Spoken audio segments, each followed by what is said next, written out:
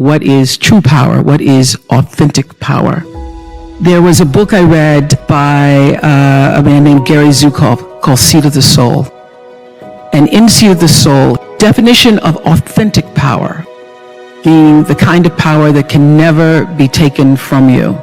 Not your looks, not your fame, not your money, not your square footage, but authentic power is when the personality, your personality, comes to serve the energy of your soul.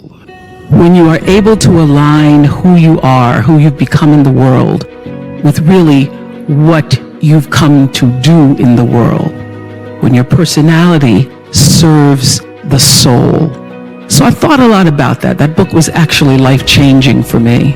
And I was building a home in Santa Barbara.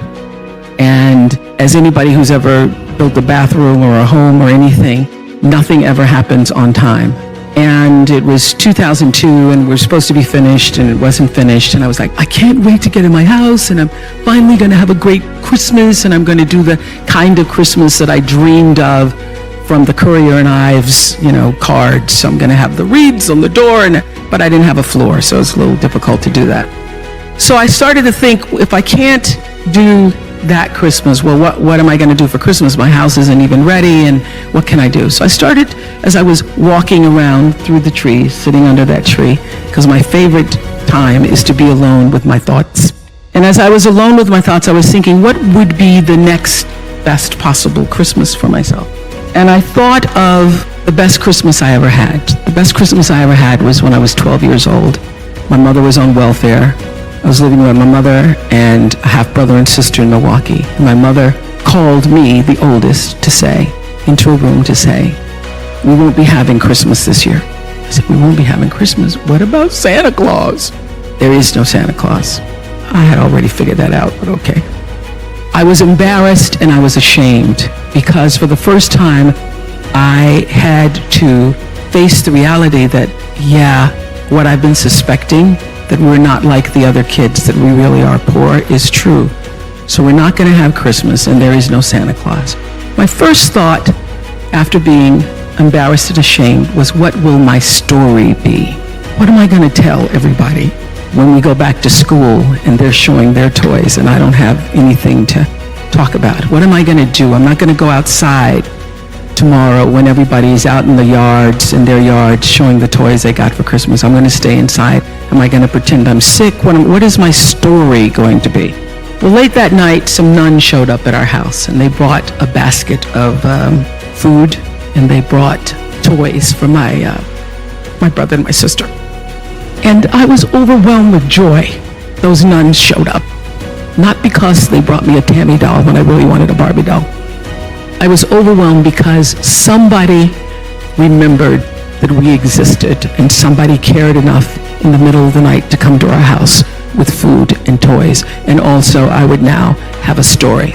So as I was contemplating that was the best Christmas I ever had, I thought, how could I make that possible for somebody else? What could I do to create the same kind of experience for other children? So I took 50 members of my team at Harpo, Harriet, one of them, Sherry, the table, and hired another 50 people in South Africa. And we went to South Africa with the idea of creating something that we ended up doing a documentary about called Christmas Kindness.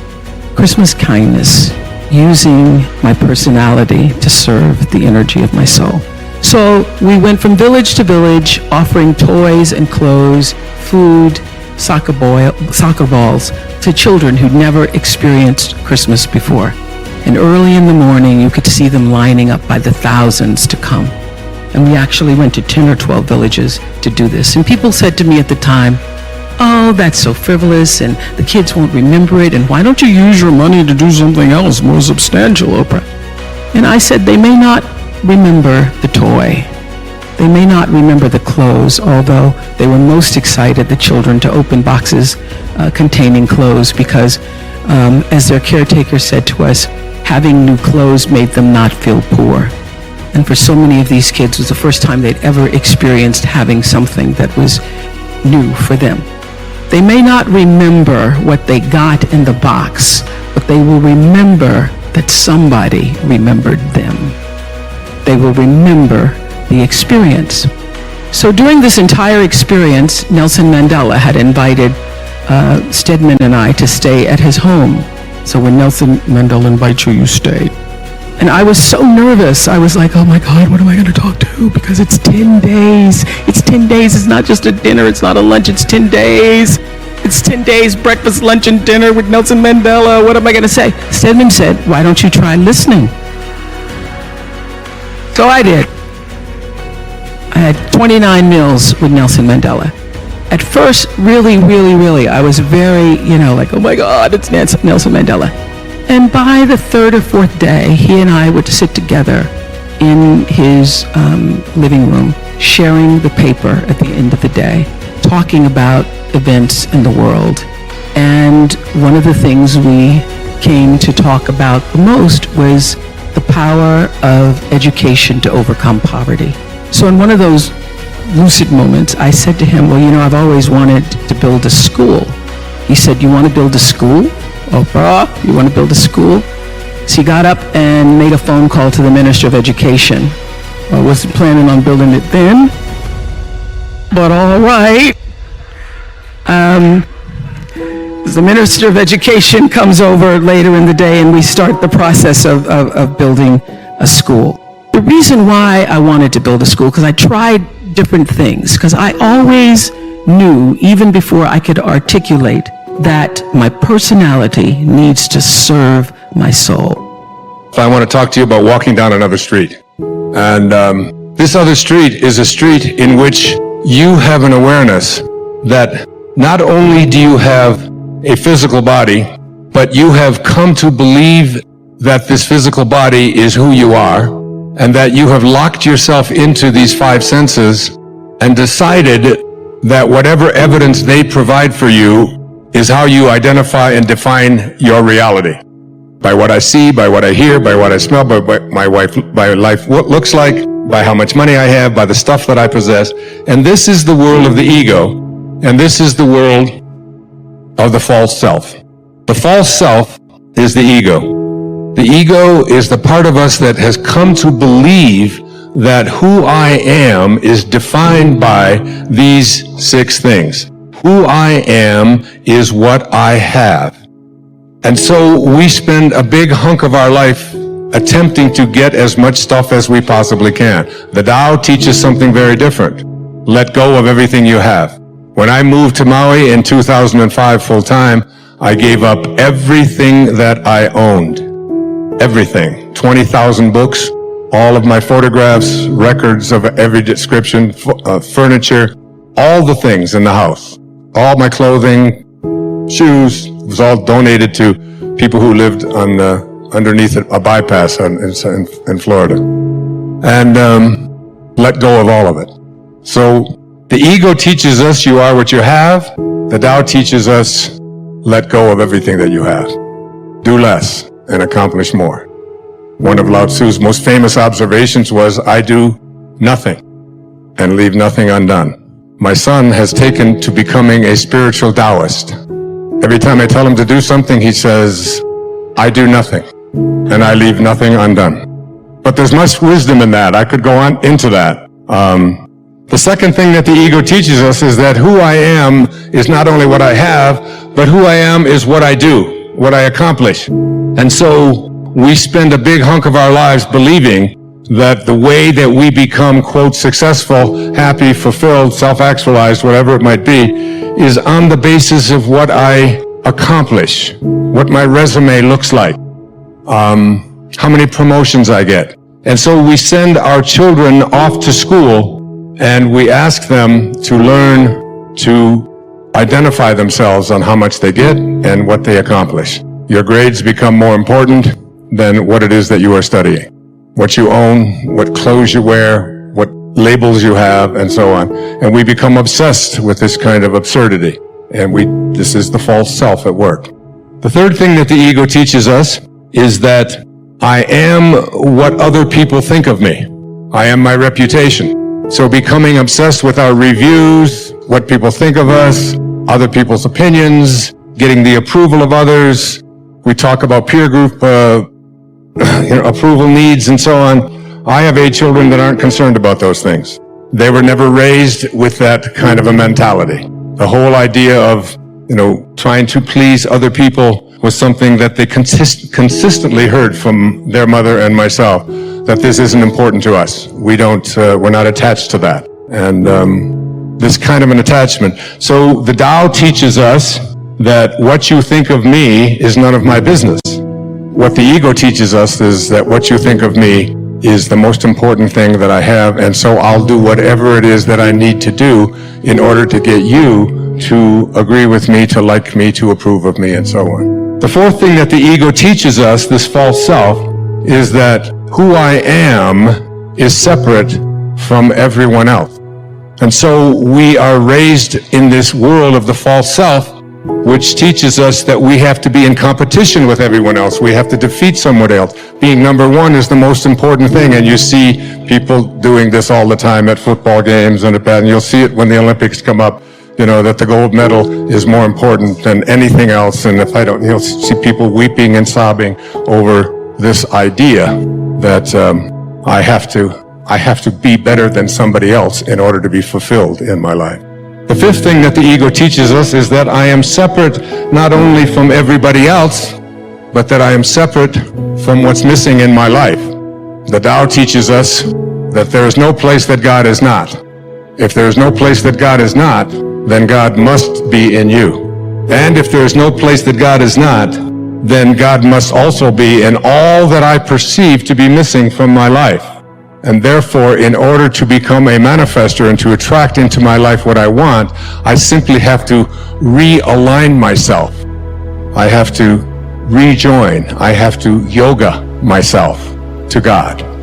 And the most egregious error of the ego is a belief system that says that who I am is separate from God, that God is something outside of me. We have not been raised to understand and believe that at our basic core, what Lao Tzu called our original nature, what we are is love. And all we have to do is be that and live that. There was a great Indian poet, his name was Rabindranath Tagore, and he received the Nobel Prize for Literature in 1913 for a collection of poetry called the Gitanjali. And in that poem, that long poem, 90-some verses, one of those verses says this. He's speaking of the ego. He said, I went out alone on my way to my tryst, but who is this me in the dark? I step aside to avoid his presence, but I escape him not. He makes the dust rise from the earth with his swagger. He adds his loud voice to every word I utter. He is my own little self, my Lord. He knows no shame, but I am ashamed to come to thy door in his company. That's a great poet, and that's a great piece of truth, that in order to get to this place I speak about, that Maslow spoke to me about and trained me to think about, called self-actualization, is that we have to stop evaluating who we are on the basis of those ego identifiers, and instead begin to see ourselves as divine love. Your physical body is not physical. Your material body is not material. You have to start thinking of your body as an activity, as a process, if I may say so, instead of a noun, as a verb, an activity.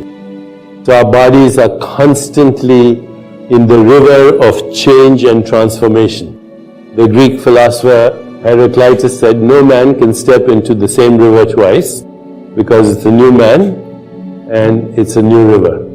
Likewise, your true self cannot step into the same flesh and bones twice, because in every moment of your life, you're actually in the river of change, which is your physical body. Through processes like eating, breathing, digestion, metabolism, illumination, sensory experience, thoughts, feelings, emotions, desires, memories, imagination, creativity, intention, intuition, inspiration, your body is in transformation. In fact, the physical bodies that you're using right now to listen to my lecture are not the ones that you came in from Times Square a few minutes ago. Even with one breath that you breathe in 10 to the power of 22 atoms, which is a huge amount of stuff that comes from everywhere. Your environment ends up as your cells, your heart, your brain, your kidneys. With every breath that you breathe out, you're literally breathing out at the atomic level bits and pieces of your heart and kidney and brain tissue. And technically speaking, we're all intimately sharing our organs with each other right this moment. In fact, there are studies, mathematical calculations that can show you without a shadow of doubt that right this moment you might have 1 million atoms that were once in the body of Jesus Christ or Buddha or Genghis Khan or anyone else you want to think about. In just the last 3 weeks, a quadrillion atoms have gone through your body that have gone through the body of every other living species on this planet. So think of a tree in Africa, a squirrel in Siberia, a peasant in China. You have stuff in your body which is actually non-stuff that was there only 3 weeks ago. None of the atoms in your body are the ones that you were born with. None. They were manufactured in the crucible of stars, and in fact the atoms in this hand and the atoms here may have come from different stars. The carbon, the hydrogen, the oxygen that is right now circulating in your body is not even a material entity, it's a process. Once you understand that your body is a process, then you can engage in reinventing the body. And you do so by very simple, fundamental activities that you pay attention to. So let me tell you what are the most important fundamental activities. Sleep. When you sleep, your body rejuvenates itself, repairs itself. Not only your brain, but the rest of your body. The second thing, meditation. We now have actually scientific proof that the daily practice of meditation, and we have done these studies with places like scientists at Harvard, at Mount Sinai here in New York, and University of California. In our study, within 4 days of meditation, people increased the enzyme that controls biological age by almost 40% in 4 days. And then we took those samples, we sent them to our teams, as I said, in these institutions, and we showed that the entire genome starts to express itself in a different way. You don't change the sequence of nucleotides in your body, but there are genes that get upregulated, genes that promote homeostasis or self-regulation or self-repair, and there are genes that get downregulated, genes that activate inflammation. So both inflammation and homeostasis or self-repair are protective mechanism. When you fall down, you need the inflammatory response to heal yourself. But if that response is exaggerated, then it is the basis of many diseases including chronic conditions like bronchial asthma, arthritis, many types of cancer, etc., heart disease, inflammatory disorders are all connected with these diseases. So when the genes get downregulated for inflammation, the genes get upregulated, you're literally changing the activity of your genes and the enzymes that control cellular aging. And this we have shown already. So here are the few things that really matter. I mentioned sleep, meditation, movement. The more you move, the healthier your body. Don't worry about the kind of exercise you want to do. You can do any exercise. The key thing is to keep moving. The fourth thing is emotional well-being. And somebody in a previous talk mentioned the limbic brain.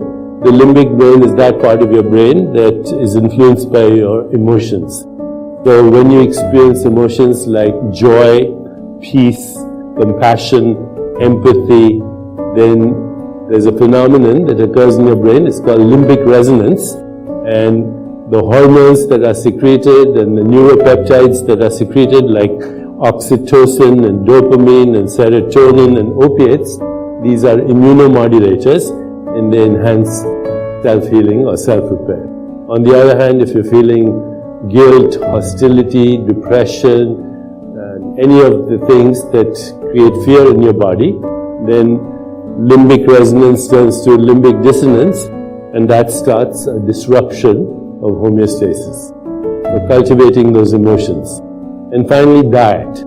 A diet that is free of a diet that's not based on refined foods, manufactured foods, or processed foods. A diet that is more plant-based and also perhaps a Mediterranean diet which includes fish and olive oil. It's that simple.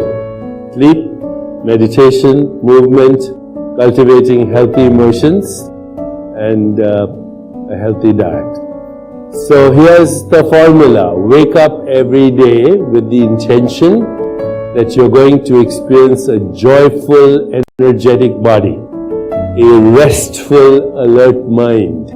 Cultivate the emotions of peace, joy, love, compassion, empathy, and equanimity.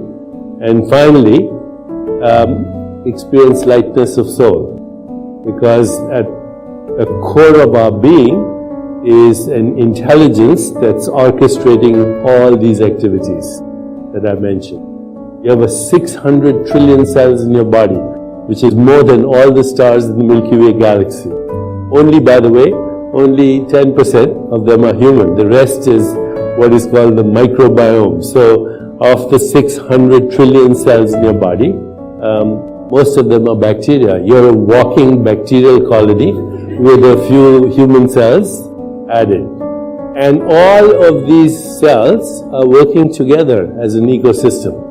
And the things I mentioned to you, they influence everything.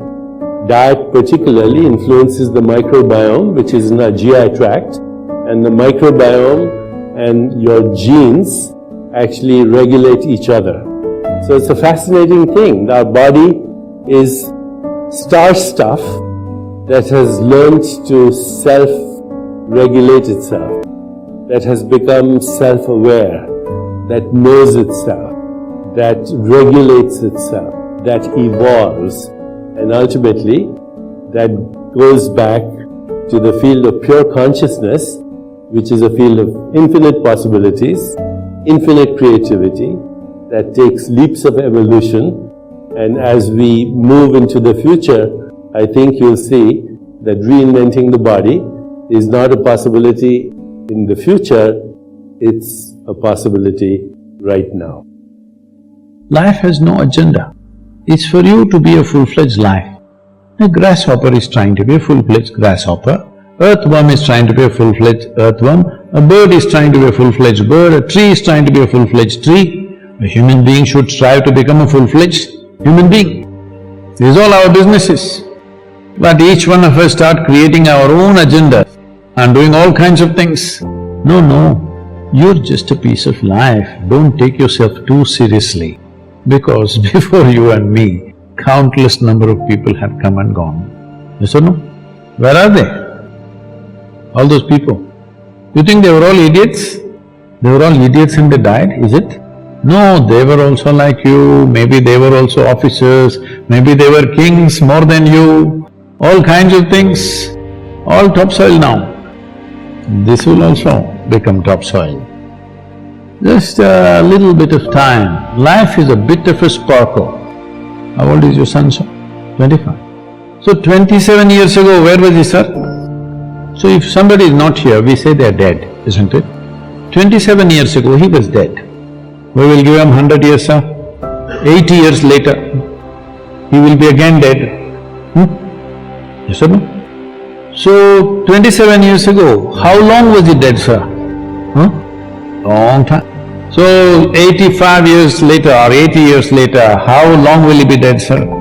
Very long time. So, all of us will be dead for a very long time. We're alive just for a brief amount of time. Yes? Very brief amount of time. We will be dead for a very long time. I want you to look at it in this perspective. How long will you be dead? You can't imagine. So let us say 10,000 years we are dead, or 100,000 years we are dead, or 1,000,000 years we are dead, all right? How long are you alive compared to that? Very, very brief. What you call as life is a brief sparkle. The only thing that you have to do is rise and sparkle as a full-fledged life. When something is needed around us, we will do that naturally, because when you're doing wonderfully well, you will do what is needed, isn't it? When you're miserable, you will be motivated.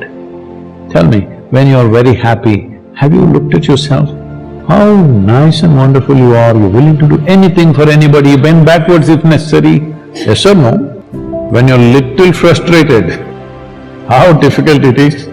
So, don't teach your children to become motivated about something. These are all nonsense that's coming from the West, all those trashy self-help books. Motivate yourself, build confidence, believe in yourself. You believed in God and destroyed so much of this world. Now you believe in yourself, what will you do? All this trash is coming from the West. You don't have to be motivated. You just have to see how this is alive to its fullest possible level right now. If it's fully alive, it will do everything that it can do, isn't it? What it cannot do, anyway it will not do. If you watch a bird in the morning, it's doing everything that it can do, isn't it? Everything that it can do, it will spare nothing. That's all you have to do, everything that you can do. What you cannot do, perfectly okay. A worm cannot do what a bird does, a bird cannot do what an elephant does, an elephant cannot do what we do, yes or no? But we must be doing what we can do. What we cannot do, it doesn't matter. What we can do must happen. For this, all that's needed is, you must understand life is a very brief sparkle. It's just boop, boop, boop and gone. Yes or no? Before you know what's happening, you'll be gone, unless you're miserable. Miserable people have a long life. Only they feel life is long.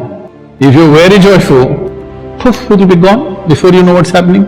Have you noticed a specific day, you're very happy, 24 hours, gone like that. Little miserable, 24 hours, feel like 10,000 years.